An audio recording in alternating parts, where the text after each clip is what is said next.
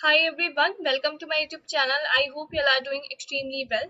So today in this video, we are going to solve problem of the day on the Geeks for Geeks platform. So today's problem is minimum exchange, right? So first of all, we'll be understanding the problem statement, then the logic part, and then we'll be coding it up, right? So let's get started then. Before proceeding further, make sure to subscribe my channel if you haven't done so, right? Because it is going to motivate me and I believe the channel is going to be helpful for you. So do subscribe, turn on the bell icon and do join our Telegram community too. The link for the Telegram channel is in the description itself. So here what the problem says. The problem says given a matrix of size n cross m, every cell of matrix contains either A or B. Exchange is defined as swapping the characters between two cells. Your task is to find the minimum number of exchange needed to rearrange the given matrix such that no adjacent cell contain the same character. Two cells are adjacent if they share one of their common sides, left, right, front, or back if exists. Right? So we are having a matrix, the size is given, and every cell of matrix is containing either A or B. Right? Now, what they are saying is that our task is to determine the minimum number of exchanges that are needed to rearrange the given matrix such that no adjacent cells, right, they should not contain the same characters. Now, two cells, we can see them as adjacent if they share one of their common sides. Now, it could be left, right, front, or back. Okay. So here, this is the first example that we do have, and in the matrix, these are the characters that we are having. Okay, so for this one, right, the output is 4. Now you can see minimum number of students whose sets got changed are C. Here, if you will see, right, here if you will see. So adjacent elements are same, right? Adjacent elements are same, and we have to make sure that they should not be same. So minimum number of students whose sets got changed are 4, 0, 1, 0, 2, 0, 3, and 2, 0. The final sets allotted are like this, right? So that's what is mentioned.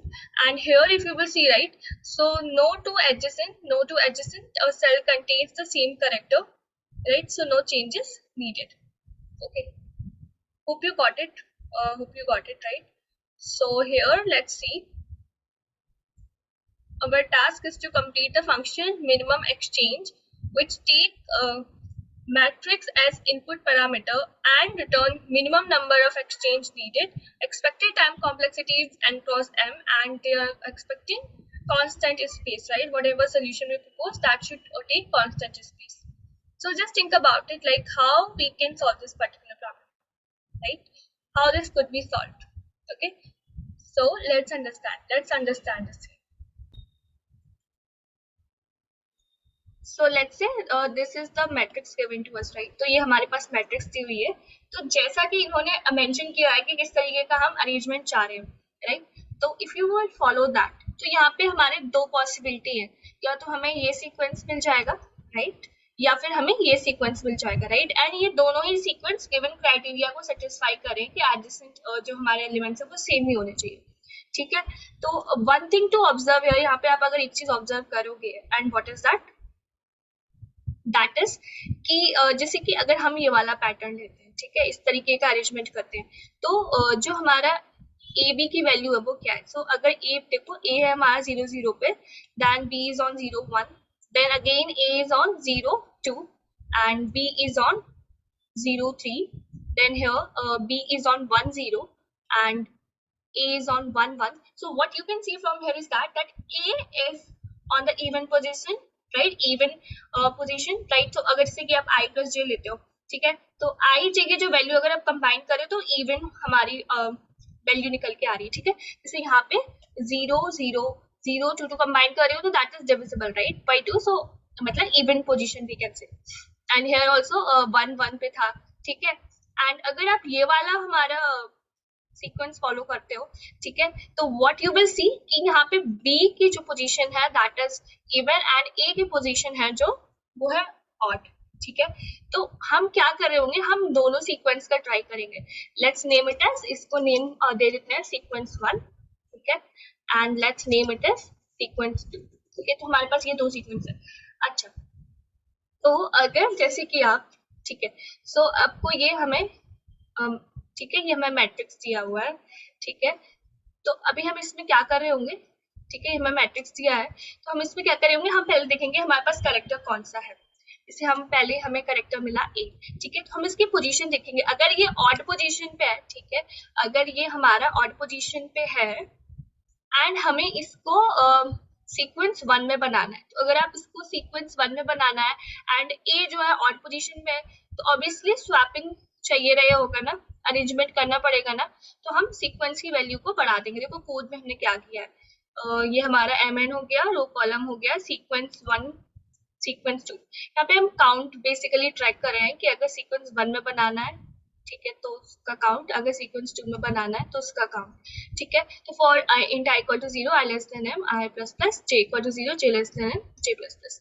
तो अभी हम देख रहे हैं अगर हमारा matrix of I J equal equal A है, ठीक है, and I plus J mod 2 equal equal 1 means हमारा ए जो है वो ऑड पोजीशन पे आ रहा है। लेकिन अगर सीक्वेंस, तो ये किस सीक्वेंस को अफेक्ट करेगा बताओ आप? अगर ए ऑड पोजीशन पे आ रहा है तो कौन से सीक्वेंस को अफेक्ट करेगा? देखो अगर ये वाले सीक्वेंस को कोई इफेक्ट नहीं पड़ेगा, सही पोजीशन पे है, क्योंकि हम चाह रहे हैं कि ए हमारा ऑड पोजीशन पे हो।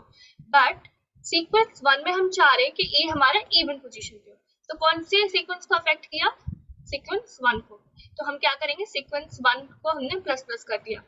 अदरवाइज अगर हमारा, देखो अगर ये कंडीशन ट्रू नहीं हुई, इसका मतलब हमारा जो ए है वो इवन पोजीशन पे है, ठीक है, आई plus J mod 2 equal equal 0 है, तो उस केस में हमारा कौन सा सीक्वेंस अफेक्ट होगा? देखो यहाँ पे तो हम चाह रहे हैं कि हमारा इवन पोजीशन पर जाए, तो कौन सा सीक्वेंस अफेक्ट होगा? हमारा सीक्वेंस 2 अफेक्ट होगा, क्योंकि यहाँ पे हम चाह रहे हैं ए हमारा ऑड पे जाए, तो हमने यहाँ पे कर रखा है सीक्वेंस 2 प्लस प्लस, ठीक है। तो देखो हमारा फर्स्ट ये कंडीशन था if matrix I J equal equal A, ठीक है। अदरवाइज अगर ए नहीं है तो बी होगा, 2 ही तो है यहाँ पे, करेक्टर ए है और बी है, ठीक है, इसके अलावा तो कुछ है नहीं, तो एल्स पार्ट में जाएगा। तो एल्स में भी हम सेम चीज चेक कर रहे हैं कि अगर आई plus J mod 2 equal equal 1 है तो कौन सा सीक्वेंस अफेक्ट होगा, आप बताओ, आप समझ रहे हो ना पैटर्न? तो यहाँ पे देखो अगर आई plus J mod 2 equal equal 1 है एंड ये बात हो रही है अभी करेक्टर बी की, क्योंकि ए तो हमने देख लिया है ना, तो सीक्वेंस 1 तो इफेक्ट नहीं होगा फॉर श्योर, क्योंकि सीक्वेंस 1 में हम चाह रहे हैं कि बी हमारा और पोजीशन पे जाए, तो सीक्वेंस 2 अफेक्ट होगा, राइट। तो देखो यहाँ पे हमने सीक्वेंस 2 प्लस प्लस किया है। अदरवाइज अगर इवन पोजीशन पर है, इवन पोजीशन पे है, तो कौन सा सीक्वेंस इफेक्ट होगा? सीक्वेंस 1, क्योंकि सीक्वेंस 1 में हमें ए इवन पर चाहिए एंड बी ऑड पर चाहिए, ठीक है।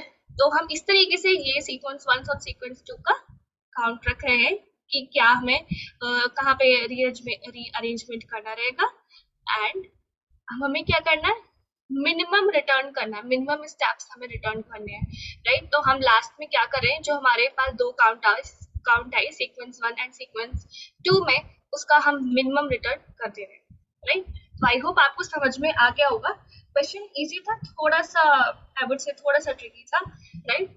तो कोड इसका जो है डिस्क्रिप्शन में है, अगर आप उसको रेफर करना चाह रहे हो, एक बार गो थ्रू करना चाह रहे हो, तो आप वहां से देख सकते हो। And guys don't forget to share and subscribe my channel.